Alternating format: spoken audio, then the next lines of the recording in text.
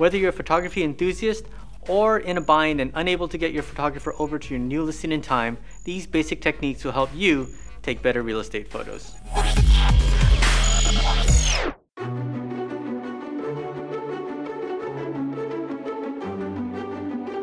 First things first, you're going to have to stop taking pictures with one of these and start taking pictures with one of these. Buyers are being bombarded with thousands of listing photos every day. You need to make sure that yours are appealing, stand out, and properly represent your listing. After all, you owe that level of quality marketing to your client. Once you have your camera, there's only two more things that you're going to need. First is a tripod. The second is to be comfortable shooting with your camera. If you're shooting in automatic or program mode of your DSLR, it's time to graduate to full manual. Shooting in manual gives you complete control over the exposure of your photo. There are three settings that control exposure: shutter speed, aperture, and ISO. Changing one of the settings means you have to change the other two in order to compensate and create a properly exposed photo. Don't worry, we're going to keep this very simple and essentially lock down two of those settings, which means there's only one left for you to play with. Let's start with ISO. The ISO controls your camera sensitivity to light. A lower ISO will decrease its sensitivity while a higher ISO will increase its sensitivity. When shooting in a dark environment such as indoors, you would generally use a higher ISO. However, higher ISOs do tend to introduce noise into your image. For real estate photographs, we want the image to be as clean as possible, and for that reason, I'll generally set my ISO between 100 and 400. The next setting we want to worry about is aperture. The aperture controls the depth of field or focus range at a particular focus length and focus distance. A larger aperture allows more light into the camera and creates a very shallow depth of field, while a smaller aperture allows less light in and creates a larger depth of field. Generally, for real estate photographs, you want the entire image in focus. You want everything to be sharp. So for that reason, you want to set your aperture between 7.1 to 11, which would, for most rooms, get the entire image in focus.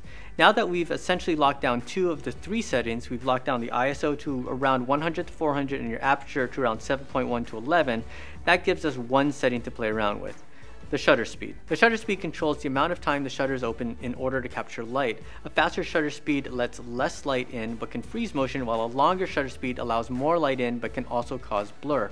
However, since nothing we're photographing inside of a room is typically moving, that will allow us to set a very long shutter speed, which will most likely be necessary since we've closed down our aperture and also lowered our sensitivity to light with the ISO. So shutter speeds of 1 second or more won't be uncommon in poorly lit rooms.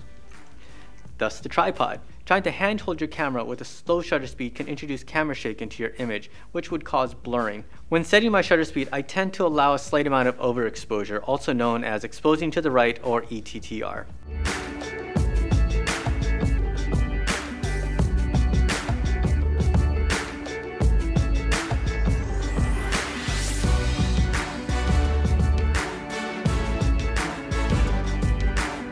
Now that we have the camera ready to go, let's talk about setting up your shot. The first thing you want to do is capture the room at a slight angle, especially if there's large furniture in the room. If you shoot the furniture head on, it puts the emphasis and focus on the furniture, which is great for those furniture catalogs, but in terms of real estate photography, you want to capture the room and not capture the furniture. Second, make sure that all the lights are on and all the ceiling fans are off, and that your back is to any windows or sliding doors. In some cases, you don't have a choice, or you want to shoot out looking at the view, which is completely fine, but just keep in mind it'll take a few additional tricks in order to get that correct exposed picture. Finally, shoot the room level in order to maintain vertical lines. That means setting your tripod at about 4 to 4.5 feet, depending on your lens and also depending on the height of the ceilings. Shooting with your camera tilted down or tilted up will cause vertical lines to appear skewed and distorted. These basic techniques should start you on your way to capturing better real estate photos. That's it for today, and I'll see you next time.